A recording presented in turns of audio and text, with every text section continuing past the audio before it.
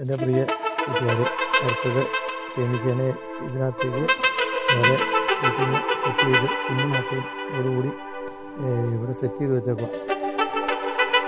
തേന എടുത്ത് പാത്രങ്ങളൊക്കെ തേനെടുത്ത് നെല്ലുണ്ട്. ഈച്ച നീരിലേക്ക് കയറുന്നതിൽ കുറച്ച് സമയം പിടിക്കും.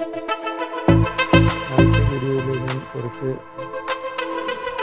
വീഡിയോ കാണുന്ന രീതിയിൽ ഇട്ടിട്ടുണ്ട്. അപ്പോൾ ഇതാണ് നമ്മൾ വേറെ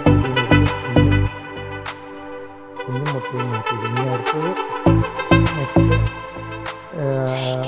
അടപ്പ് വെച്ചിരിക്കുന്ന ഡയലോഗാണ് നമുക്ക് അടുത്ത വർഷം അതുകൊണ്ടാണ് നമ്മൾ ഇങ്ങനെയുള്ള സംവിധാനങ്ങൾ ചെയ്തത്. ഇപ്പം മൊത്തത്തിൽ ഇളകി ഇങ്ങനെ കൂടായതുകൊണ്ട് കാരണം എന്ന് പറഞ്ഞു കഴിഞ്ഞാൽ കുഞ്ഞും മുട്ട അനങ്ങിക്കഴിഞ്ഞാൽ പിന്നെ അത് ഡാമേജ് വരും, കുറേ ചത്തുപോകും. അപ്പോൾ അത് കളയാത്ത രീതിയിലാണ് ഞാൻ എടുത്തു വെച്ചിരിക്കുന്നത്. നമ്മൾ പയ്യെ സൈഡിൽ നിന്ന് എടുത്തിട്ട് കുഞ്ഞു മുട്ട ഈർക്കിലേക്ക് പയ്യെ കളയാത്ത രീതിയിലാണ് ഞാൻ സെറ്റ് ചെയ്ത് വെച്ചേക്കുന്നത്. ഡിയർ ഫ്രണ്ട്സ്, പുതിയ കൂട്ടിലേക്ക് ഈച്ച പ്രവേശിക്കുകയാണ്.